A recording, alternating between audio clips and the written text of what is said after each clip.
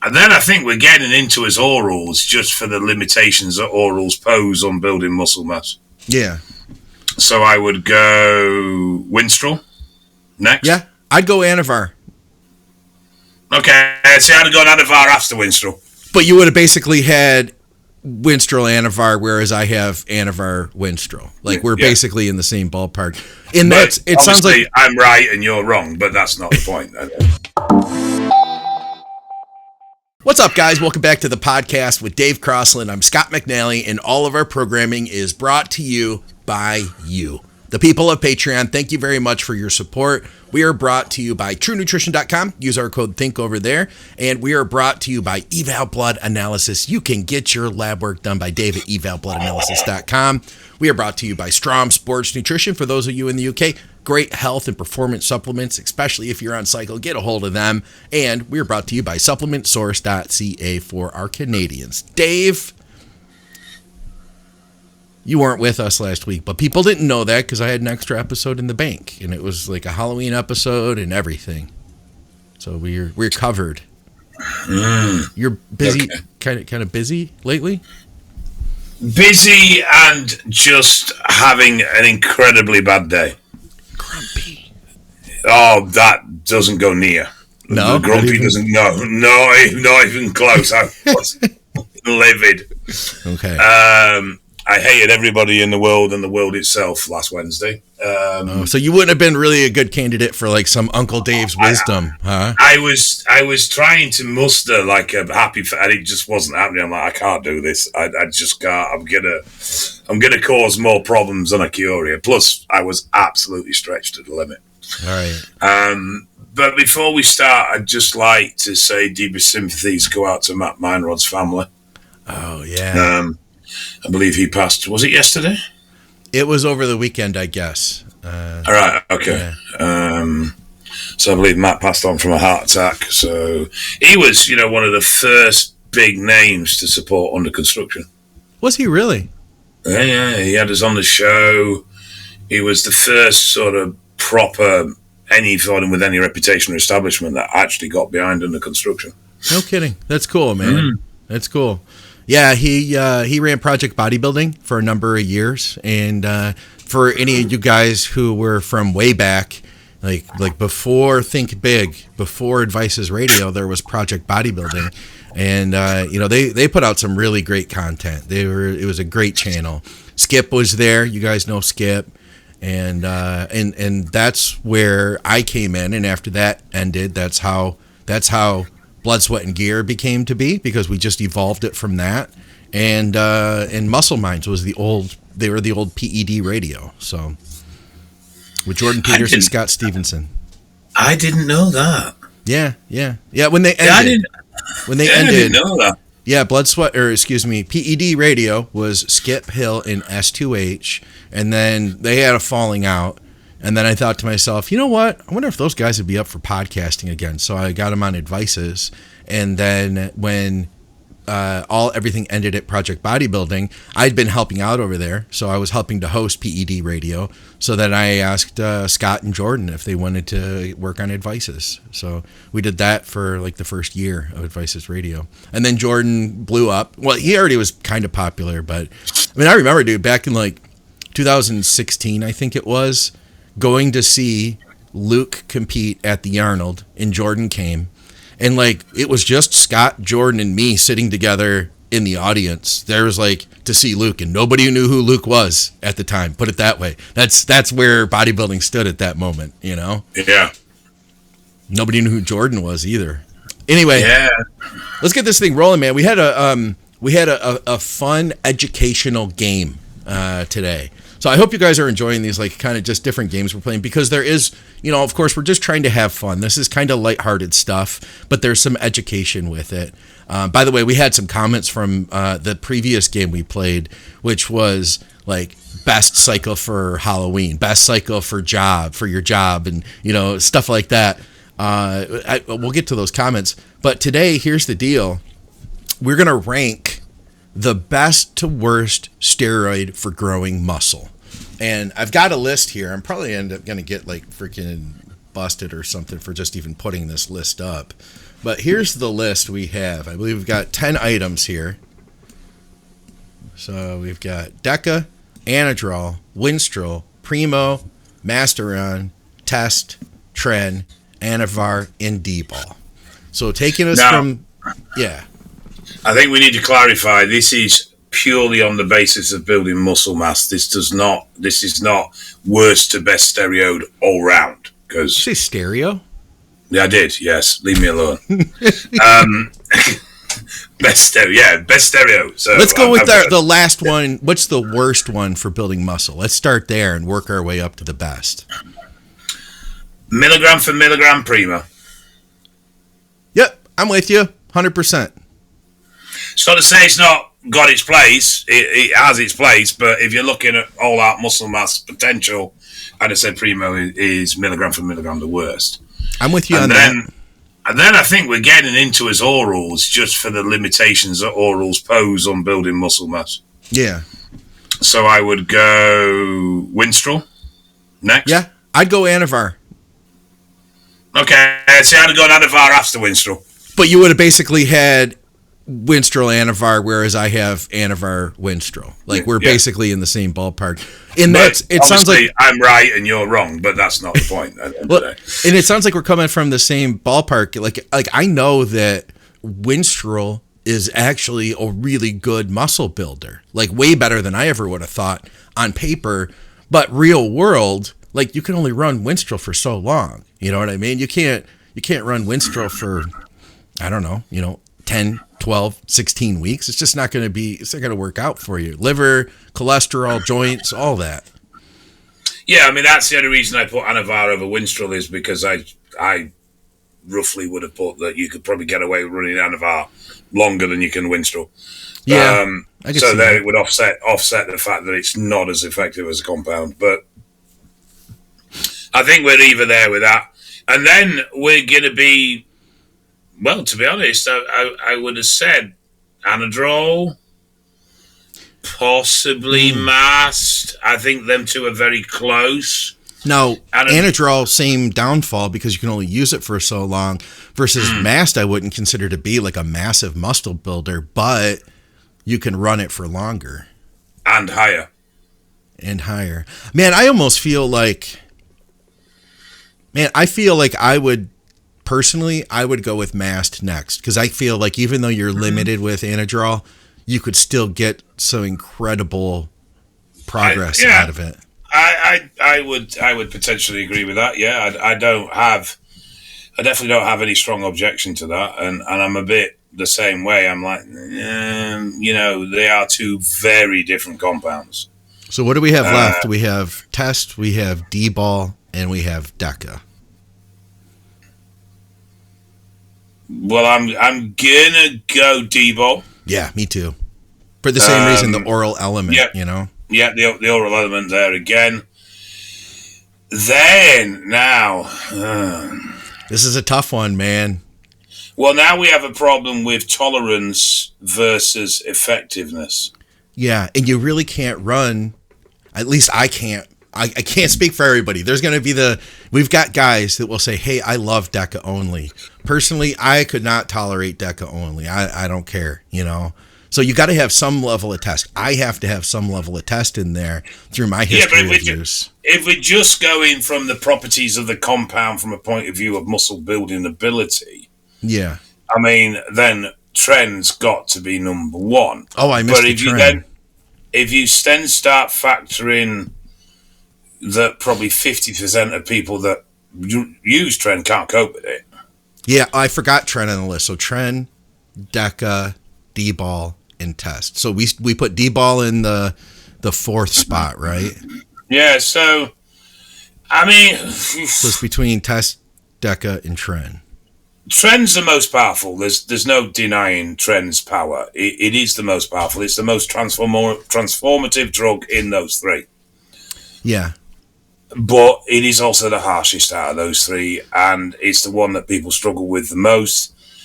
And so if we're just looking at the compound from a point of view of its building effects, Tren's number one. if we're looking at the compound in totality as how well it's tolerated, how it's used, everything else, then there's it's going to be a very black and white situation, because there's those that can tolerate Tren and there's those that can't, and it's quite literally that simple. I mean, out of the three, the most well tolerated is Test. That's the one. That's the one that's going to give you the easiest ride from a point of view of tolerance. But out of the three, it's probably the weakest for building muscle. So if we're looking just at building muscle, then it's going to be Tren number one, Deca second, and Test third. For me, if we're looking at ability to tolerate the drug as a single compound, then it's going to be Test one. I'd say Deca second and Tren third. Yeah. I feel like you're right. Deca and Tren both. It's going to be a crapshoot whether an individual is going to tolerate either of those compounds. You know what I mean? So you might have, because those two compounds, you might have people who are like, hey, I can't take Tren, I get all sorts of sides.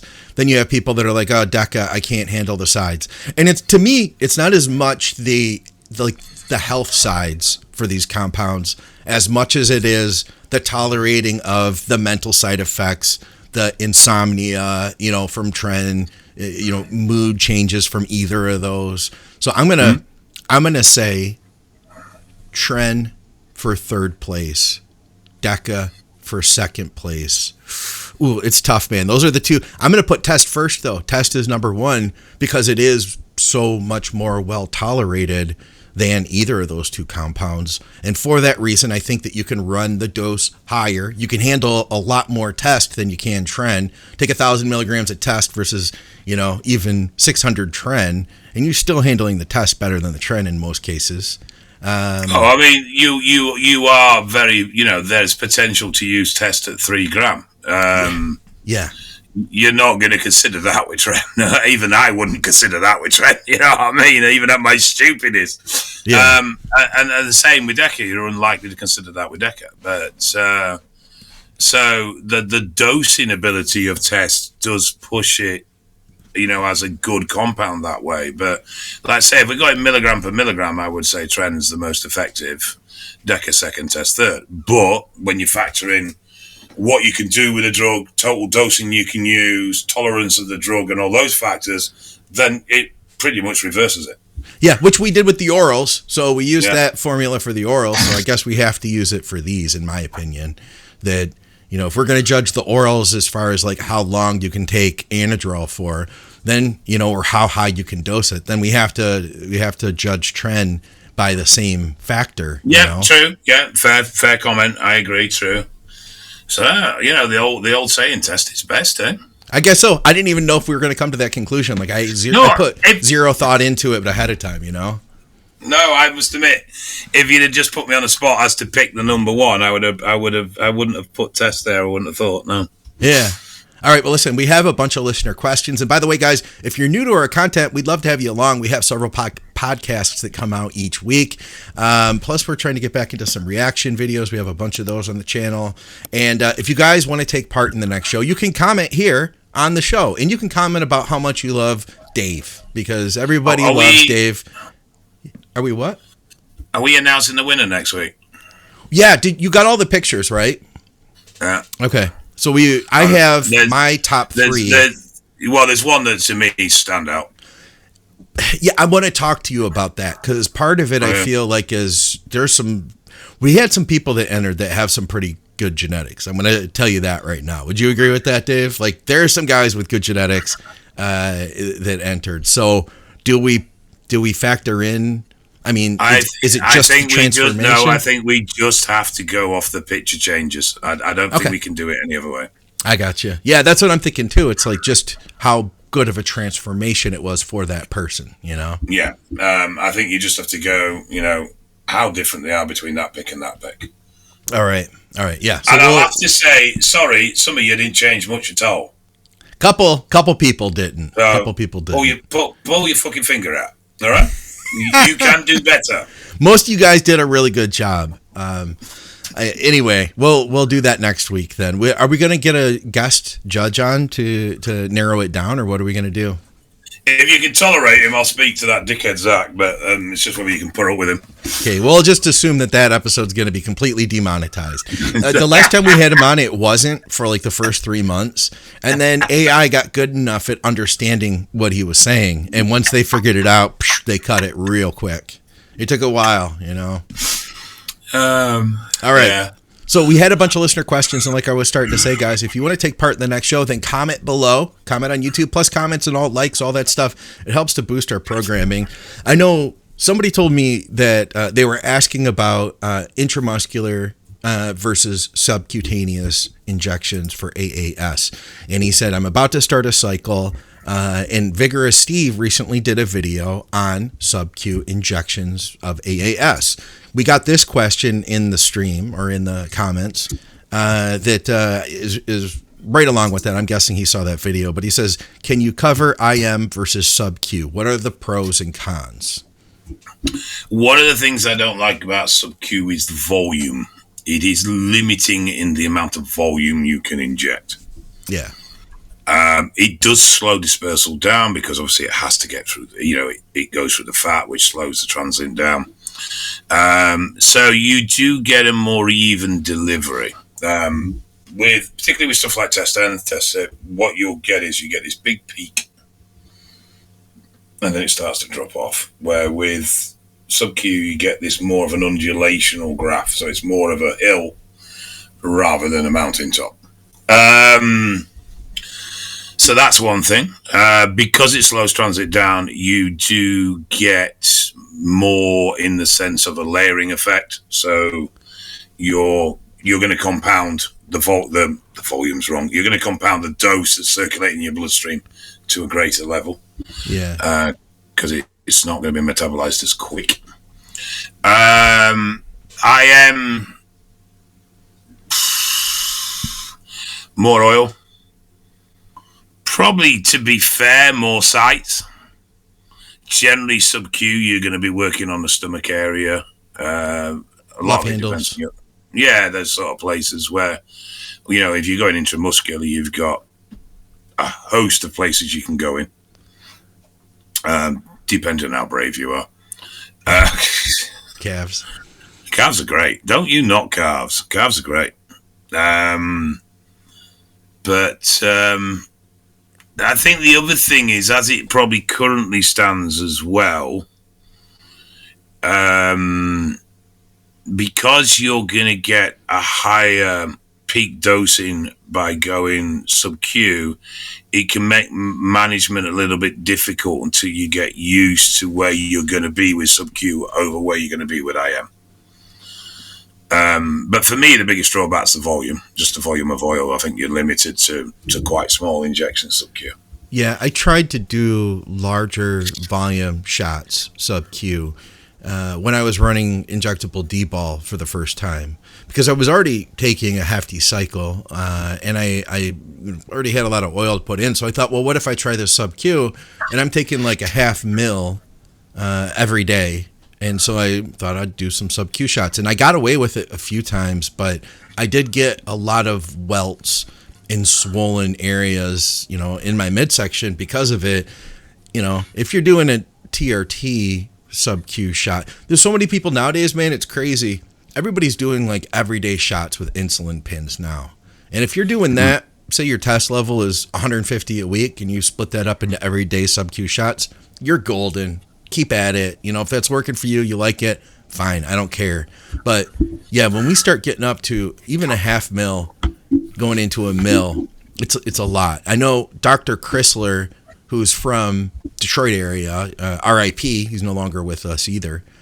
He was the one who really kind of brought that to everybody's attention, doing SubQ TRT. He was a big fan, but yeah, it never settled right for me with like a whole ml going into the SubQ tissue, No, I would say my personal limit would be around half, possibly occasionally push it a bit more, but I wouldn't go over 0.5 ml SubQ. Yeah. Where if you wanted to put 1.5 ml, 2 ml in, to me it's got to be IM. But there'll always be someone that goes, no, I do SubQ, I put 3 ml in, it's perfectly fine for me. Which is fine, crack on. If it works for you, crack on. Yeah. I think Is there a real world carryover? Are you going to see a dramatic difference in the effect of your cycles? Probably not. No, it's just going to take a little bit longer or somewhat longer to build up, Yeah. You're going to have a slightly higher total peak, but will that carry over to any significant changes in your cycle? I doubt it. I don't think there's going to be any real world impact. No. I don't think so either. Depends on the compound too. When I was trying to do the D-ball, that's like in like glycol, in, super solvent, stuff like that. If you're trying to do which was probably not a great idea. If you're trying to do like test prop, which is already a painful shot, and you want it's going to set better in the muscle in my experience. And you want to bury it deep too. You don't want to use just like an insulin pin in your glute. I don't care how lean you are. It's only a ½ inch in there. And then if you disperse like a full mill of oil right below the surface of the muscle, that's not deep enough. I'd go at least an inch. Yep. I don't know why you just don't use greens and stop fanning about. Dave. Hey, Dave. Hi, Scott. Thanks for another knowledge-loaded podcast. My question for you is... Are they listening to the same podcast that we record? Maybe they're patronizing us. Patronizing. Yeah. Thanks for another knowledge-filled podcast, hands in air quotes. My question for you is, I'm currently using Test Sip for TRT and about to start a serious bulk. It's my first cycle. I was planning to stick with just increasing my test dose, but should I swap the Test Sip for Test Anethate, or would it not matter? Thanks, guys. Doesn't matter. If you get it on with SIP, just carry on with SIP. Agreed. There's virtually no difference between the two. Question for Dave. Any subs to take that will help rheumatoid arthritis flare-ups, joint support, etc.? And I asked him, were there any particular areas that it's bothering him? And he said, mainly back pain. Open to any suggestions or recommendations. Love the show. You've got a couple of things, but one would be some sort of inflammation management, so glutathione, turmeric, curcumin, that sort of thing. I'm not sure how much you're going to get from glucosamine and the other one, glucosamine and chondroitin. Thank you. There you go. Right. My translator will give you the names. Vitamin C could help. Potentially collagen could help, depending on the nature of what's going on. A lot of the pain from arthritic stuff is the inflammation side of it. So if you can manage the inflammation better, that's going to definitely help to some degree. Okay. You any to add? Well, I asked him specifically what area it was in because they do have like topicals like Voltaren, but that works better more on like surface areas where you can hit like the hand joints. If it was in your fingers or something like that, I don't know if you can slather up your back with enough of that to penetrate deep enough. I'd tell you what might help. I mean, obviously Scott's just gone straight for drugs, but just Scott in it. Heat pad. Yeah, okay. You can get the almost like giant plasters that are heat generating. That could potentially help as well, keeping the area with some heat in there. Yeah. Hey, I'll tell you what, for what it's worth, and this is advice that Victoria and I have both given to our parents, is looking at my dog Betsy's life.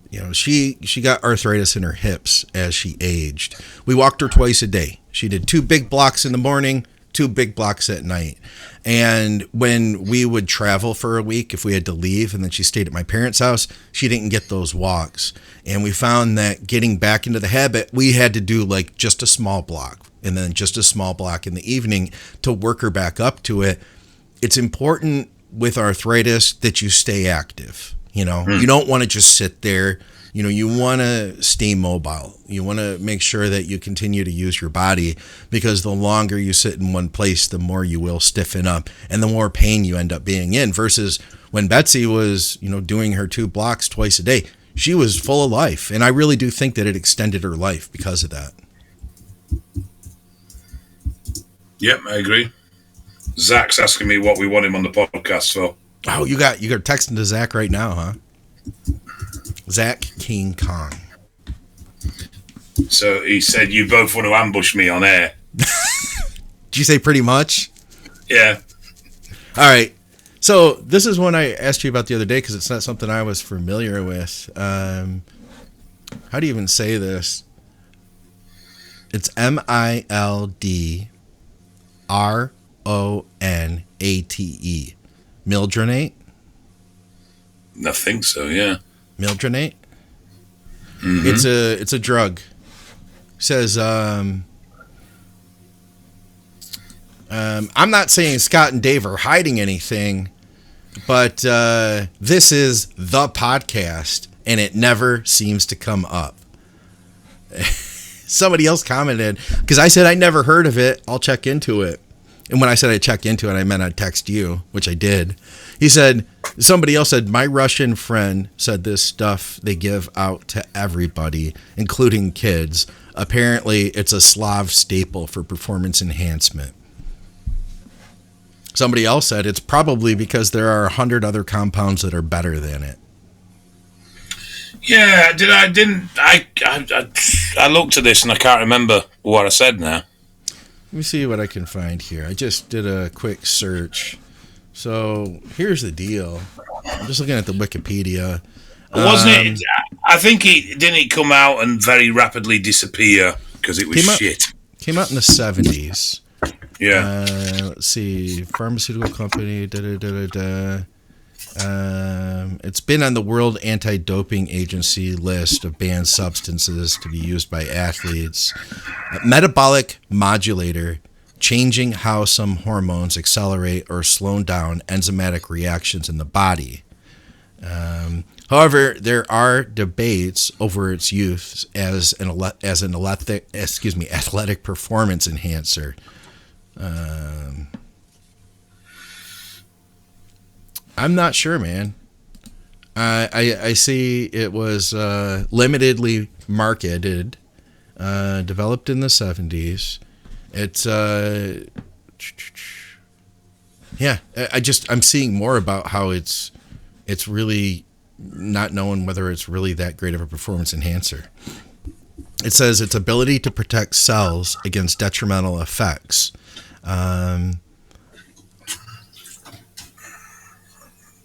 Potentially facilitate improved rehabilitation following exercise. Huh. So you don't know much about it, huh? I know fuck all about it. Okay. Well, maybe we can look into it a little bit more. Packaging looks cool. I like those like Russian pharmaceutical boxes, Dave. They look like they've got something special inside. You know what I mean? Some sort of crazy Cold War stuff. All right, how about this one? We got a bunch more. Get a big paragraph here. Okay, I probably should have asked this a long time ago, but I can't find anything on the internet about what's the best way to take orals. Okay, and he's got some examples here for a cycle he's running, and there's going to be variable answers. He says, for instance, T3, Clen, Winstrol, Yohimbine. I'm currently taking 80 milligrams of Clen, 25 T3, and 20 Winstrol and 10 Yohimbine. I personally have been splitting it up into two doses, 40 Clen, 12.5 T3, 10 Winstrol, 5 Yohimbine upon waking, before food and caffeine around 5:30 in the morning prior to workout, and the second dose 2 to 3 hours after breakfast and caffeine. Would it be better to take everything at once, or how would you split this up? I do plan on increasing the Clen to 120. More, but that's the gist of it. So we've got Clen, T3, Yohimbine, and Winnie. Winnie I'd take as a single dose, probably as a pre-workout, to be fair. T3 I'd take as a single dose AM fasted. Clen,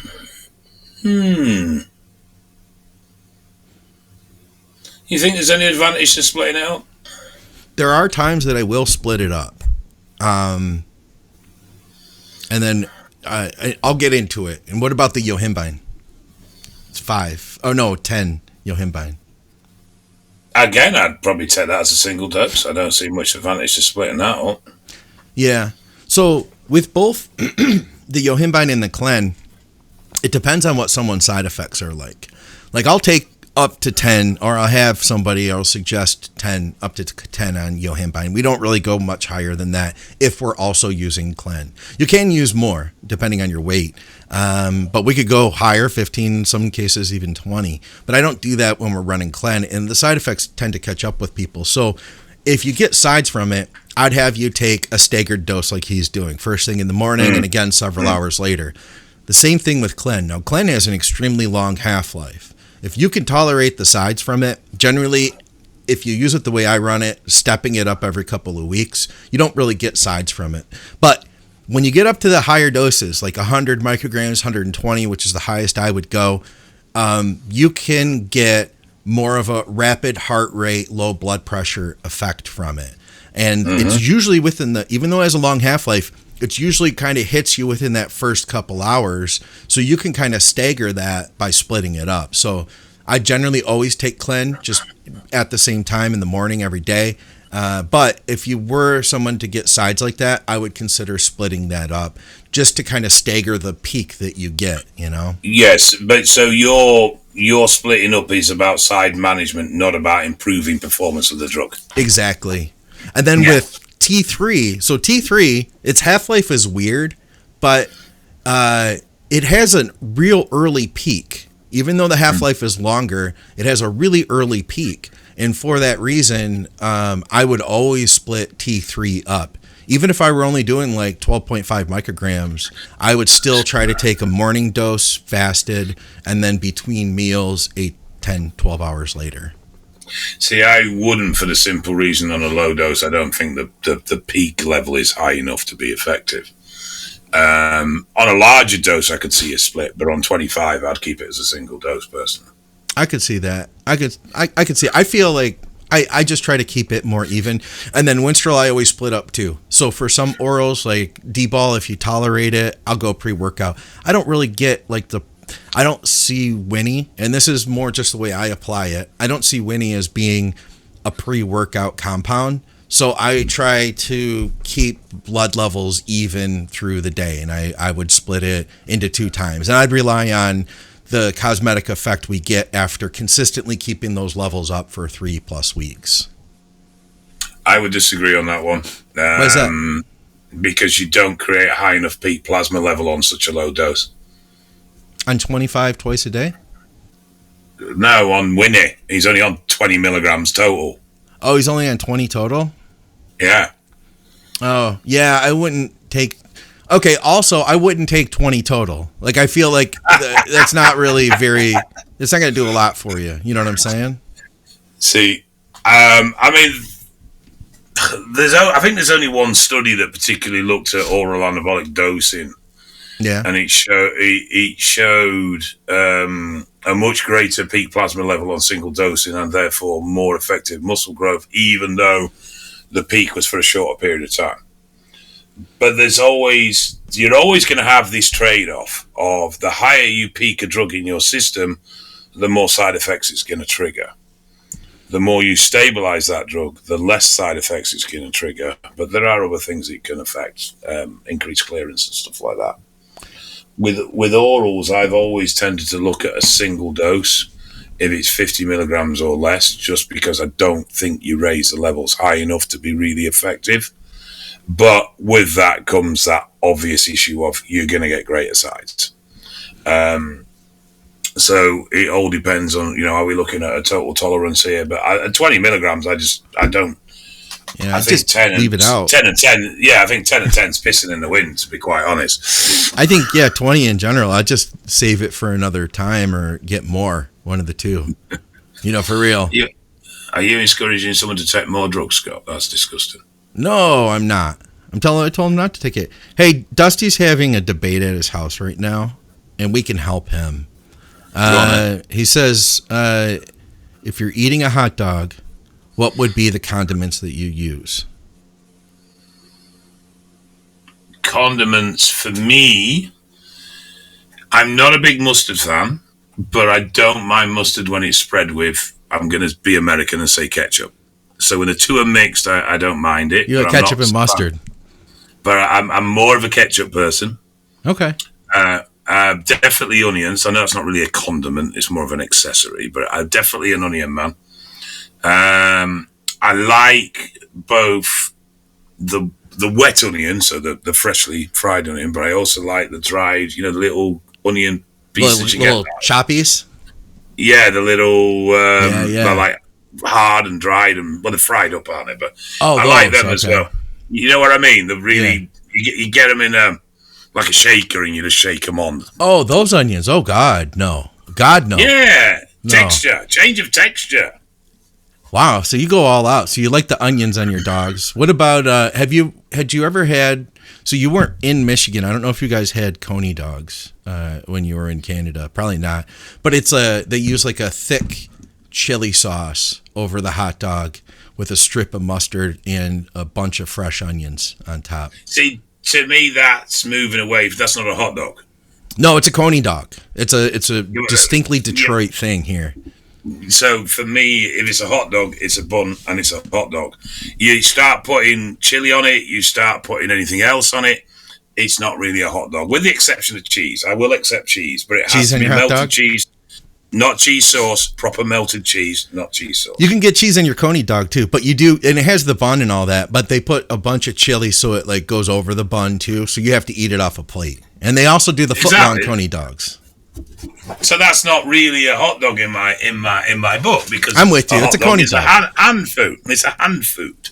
I'm with you. And if you're needing to get a knife and fork out to eat it, you're now looking at a meal. Hey guys, can you make a profile for Methyl 1 test, M1T? Not much info on it. Supposedly, it's great for strength and stronger than Superdraw.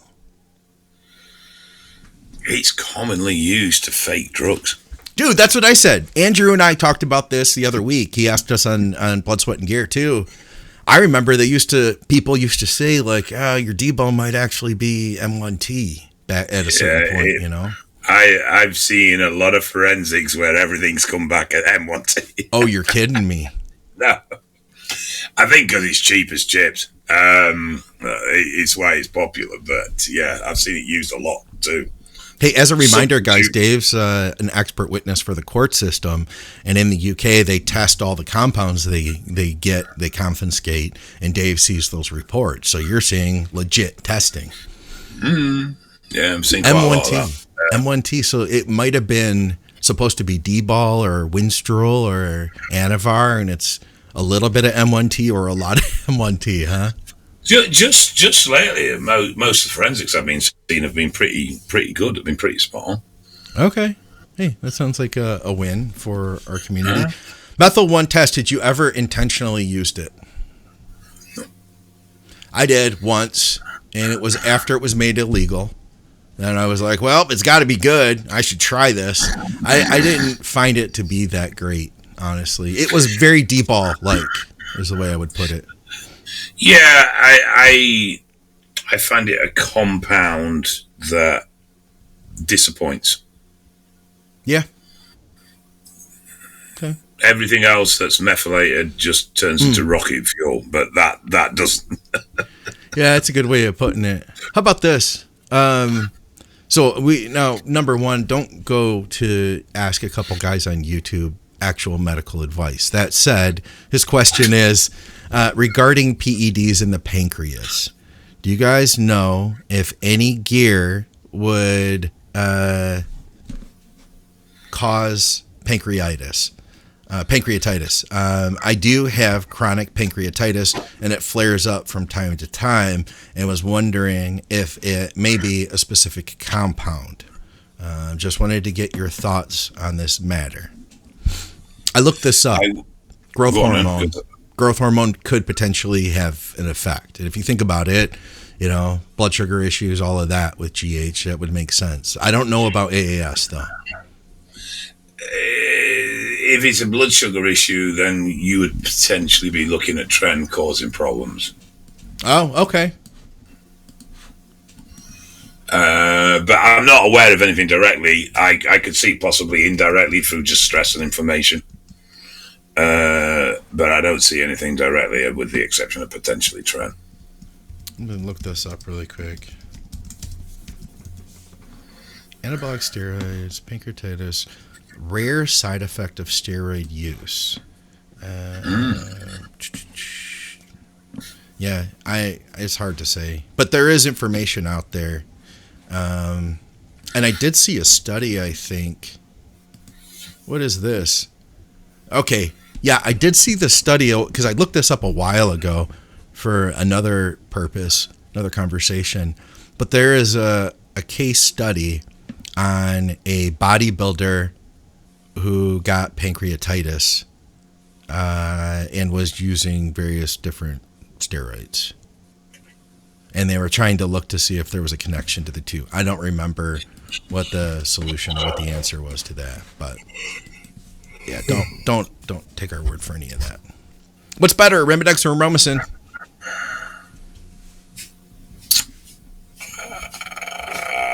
Neither. Both. They have their place, depending. Aromasin's milder, gentle on HDA. Arimidex is heavier, stronger, but harsher on HDL. So it just depends on where you are within what you're trying to manage. You know, if you've got very high estrogen, using a tab of Aromasin every day or a tab and a half of Aromasin every day, to me, is pointless. I would rather go to Adex and use a stronger drug and take less of it. So it's what suits the job you're trying to achieve. Yeah. Oh, we got a bunch of comments too in the live stream. What's up, everybody? Glad you guys could make it. Yeah, I'm with you, Dave. All right. Hi, Scott. Which is your and Dave's opinion would be the best for tendon injuries? The peptide combo, BPC 157 and TB 500, or GH, or all three? Can you please also advise on dosage and frequency? Love the show. Peptides were for me. Yeah. I don't think the GH adds enough to warrant the cost when you've got the peptides in play. You get the cheap nowadays from underground sources, Dave. It's real good prices, really good growth. Okay. But I would definitely be peptides. For me, it would be 5 milligrams of TB a week and 300 micrograms of BPC twice a day. Now, everyone goes on about the citing thing, or sort of say most people go on, you don't need to cite it. I still feel that citing helps, and it's not for what you might think. BPC has an incredibly short half-life. That's why you have to take it twice a day, because its half-life is pretty crap. If you inject BPC, for argument's sake, in your arse, and you've got a dicky shoulder, then by the time it's been absorbed into the bloodstream and got to your shoulder, there's going to be delay. And in that time, it's going to have degraded. So you're not going to get as greater concentration at the injury site as you would have liked, which is why I like to cite as close as I can to effective area, just so it reaches the area before it starts to lose some of its potency.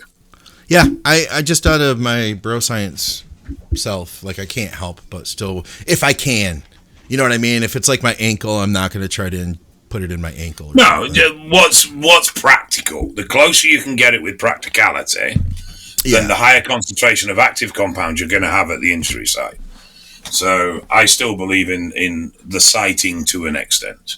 I'd go higher depending on the issue, but I'll go to a milligram per day of BPC. I like that. I would stick with the 5 milligrams per week, split into 2 doses for TB 500. And if you wanted to add growth on top of it, maybe 2-3 units, something like that. But I agree.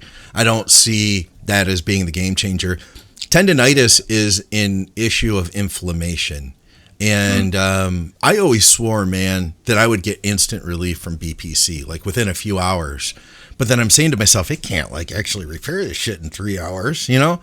There has to be an anti-inflammatory. And now we know that, yeah, BPC does have an anti-inflammatory effect. And that's what we really need with connective tissue, ligaments, joints, all that stuff, that all that blood rushes in there. It becomes basically, it's trying to carry away waste materials and carry in growth factors to help the area recover.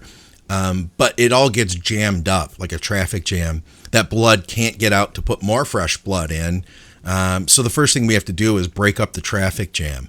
So even ibuprofen is fantastic. You know, we don't want to use Advil all year round, but ibuprofen or any other NSAID to get that inflammation down. And then you also have to figure out, what did you do to cause the tendon issue?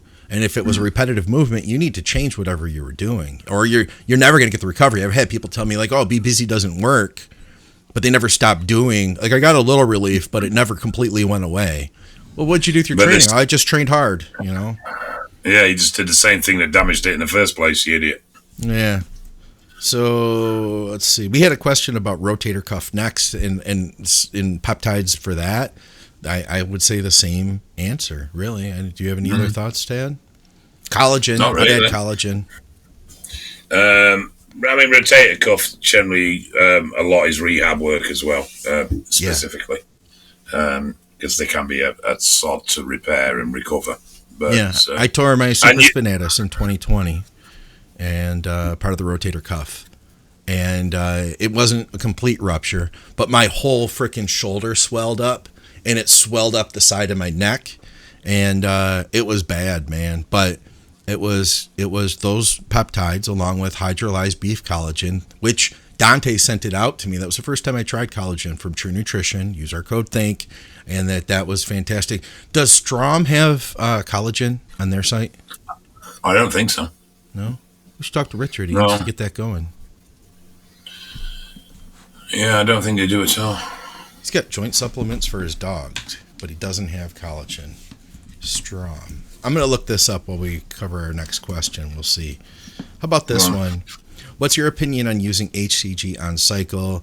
Is it even beneficial to keep testicles functioning and fertility? I'm using 500 IU 3 times a week along with my blast and cruise.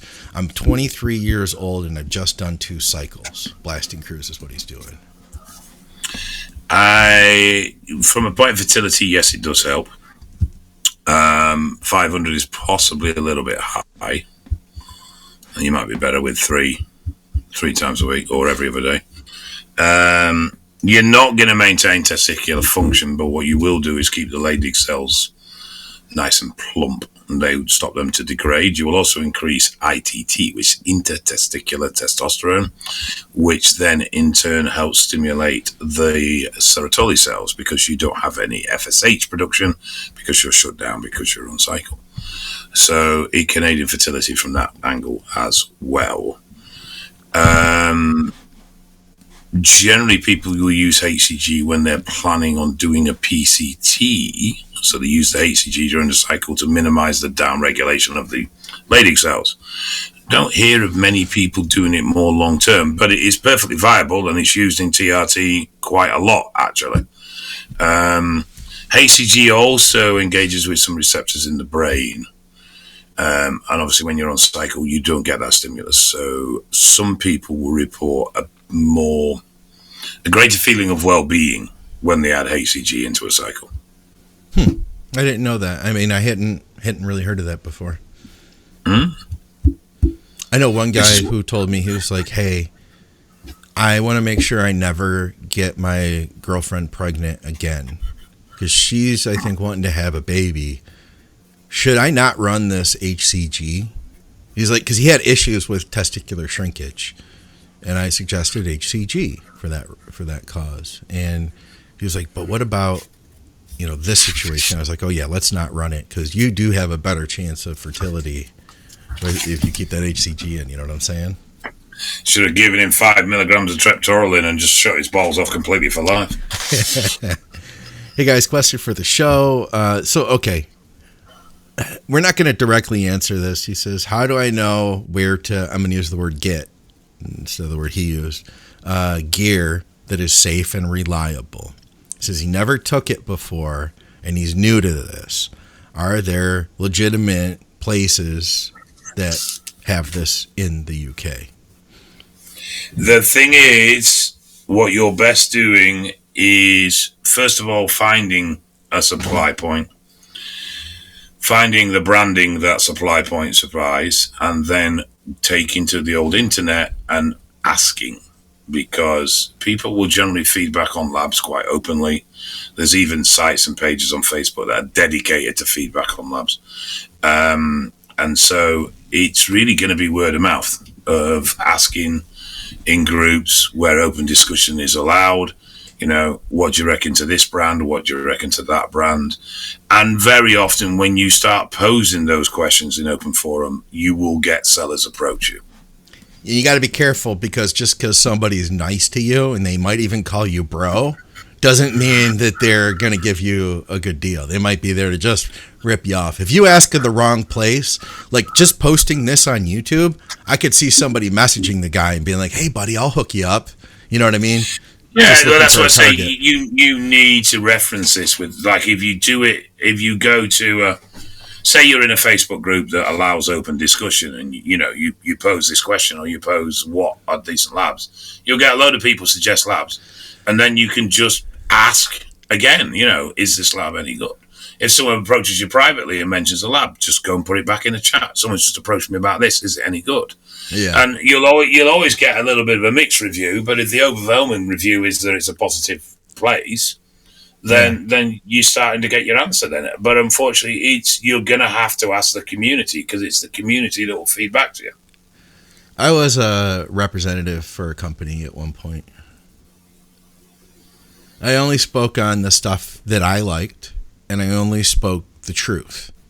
That said, it's interesting because I saw representatives from other companies on message boards that would completely flame this company when I had a lot of knowledge of other people that were using these products, and they were just completely making stuff up to make somebody else look bad.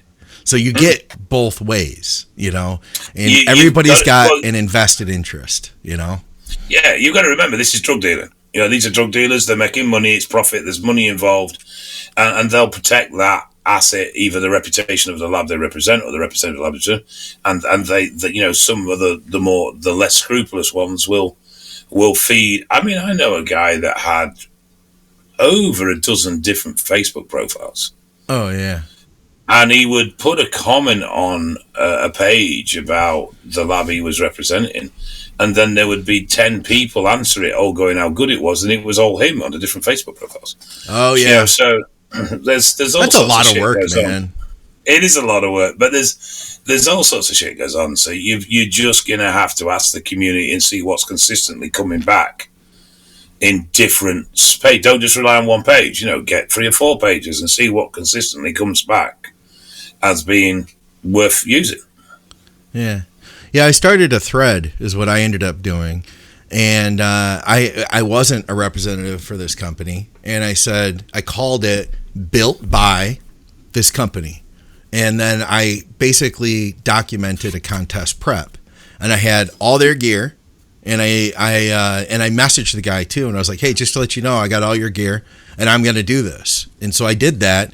And it generated so much feedback that I basically was then asked, hey, do you want to keep doing this? And we'll just send you whatever you want. And that was the arrangement that I had. So I didn't get paid or anything, but I got stuff for free. And I only spoke on the things that I truly believed in. So it really was a win-win. So yeah, it's good.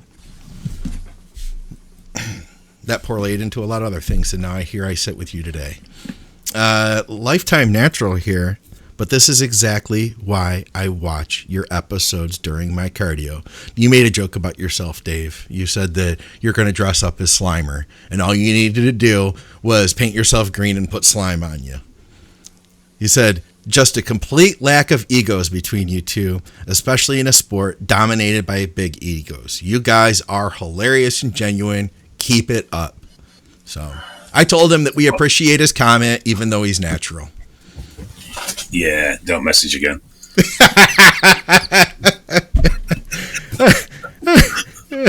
Oh, here's that comment I mentioned earlier. He said, love the questions on how big in executive jobs. He says, in Europe, our managers are scrawny French and Swiss marathon runners who are meant to look that way. And so you are meant to look that way. I've taken to slowly adding muscle on running 300 test 150 Deca for slow gains so folks don't so suddenly notice at work. Still, you can't be too big. I thought that was interesting. I know guys in Denmark would do things like that because they didn't want people to notice rapid growth because of the situation around steroids. Yeah. Just put on big clothes. It was the same. I think it was Sweden. Was it Sweden or Norway that was super strict? I think Sweden. I think it was Sweden, wasn't it, where they used to arrest you if you looked like you used steroids. Denmark is pretty nasty too, man. I think they've calmed down a bit now at Denmark. Well, when Victoria was there, and she used to be pretty jacked, and she went into a gym. She was there to do a seminar. She was there to speak, and she found a gym. She went in the gym, and the people who worked there said, "Oh, you don't belong at this gym." Well, you've got to look for the face. See, if it's a smiley face, it's a natural.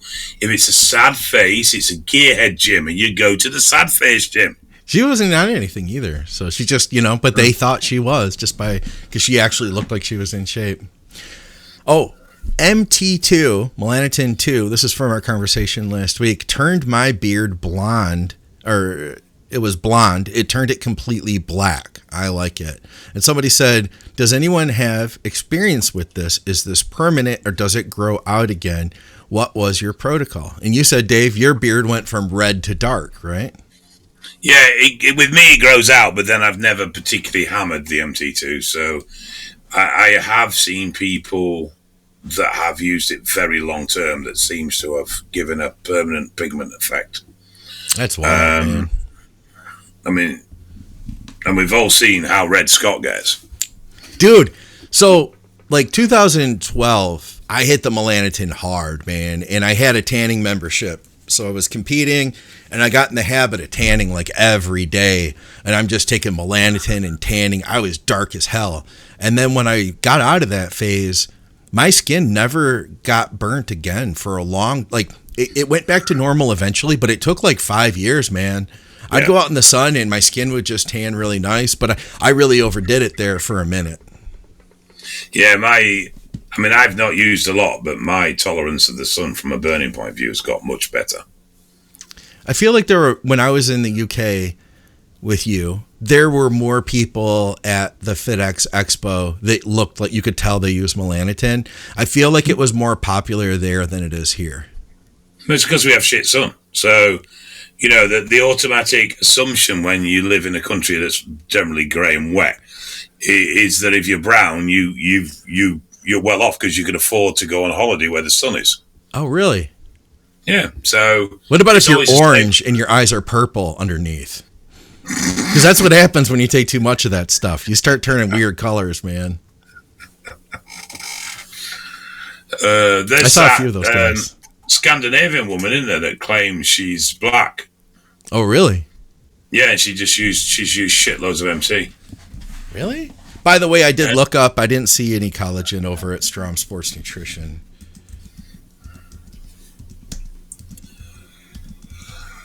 Let me look this up really quick.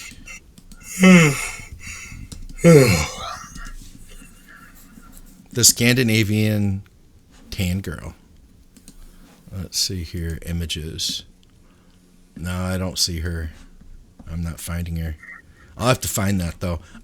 Dave, do you have any advice for us today? I know you seem like you're in a little bit better mood. You feel like hanging out and talking with me in the audience for a little while has lightened your mood up? You no. Feel like we helped your blood pressure and your quality of life? No? You destroy my quality of life. I do what I can. I get anxiety from Thursday afternoon knowing I've got to do this on Tuesday. Guys, Dave was late today, by the way. I was on time. He's late. Do you have any wisdom for us today? Only a little thing.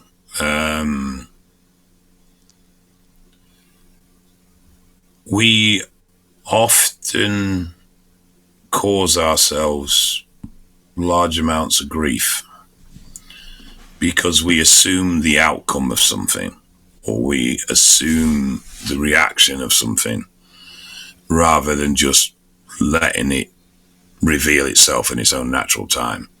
We'll convince ourselves that a social gathering is going to be absolutely awful, and then as a result, for the 4 days before it, we're an absolute mess because we think it's going to be crap. When we get there, and actually 10 times out, that it's not that bad, or you think something's going to go wrong, and you get yourself all wound up. You may even get angry over the fact that you think it's going to go wrong, and it's like, well, it hasn't even happened yet. So why are you getting upset and angry about something? All right, you can pre-plan, you can prepare for something to go wrong, that's one thing. But actually having an emotional reaction to it before it's even happened, it's counterproductive. Yeah. It's not easy. It's not easy to do, but, a lot of time we get wound up and upset over things that haven't happened and very often never come to pass in the first place. And yeah, that's true, man. So just chill and wait till the shit hits the fan. Yeah, you can't predict the future. Where you going? You can't control the future. You can't. We're finished it now. No. Is that Mr. I was... Yeah, where you going, darling? Well, all right. I was winding myself up about something today, and that's why it came to my head. That's a good one. We appreciate it, Dave. And we appreciate you making the time. Glad you can still make it. I know you're really busy right now. And guys, go to evalbloodanalysis.com. You can get your lab work done by Dave if you're in the UK. All around the UK. He's got places everywhere. So do they find that by going to the eval site to find locations? Yes. Okay. They do, yes. Find a location near you, evalbloodanalysis.com. And, of course, as I mentioned already, Strom Sports Nutrition. For those of you in the UK, supplementsource.ca for Canadians. They have great deals that change week to week. And, of course, truenutrition.com. Use our code ThinkOver there for collagen, protein powders, creatine, everything else you can think of. And, of course, thank you to everybody from Patreon. You guys are freaking awesome. Ooh, I did forget to grab Patreon questions today. So next week, we'll grab the Patreon questions. We will settle up on the winner of our contest possibly with Zach Kahn as a celebrity guest judge. And, guys, we appreciate you watching. Thanks, Dave.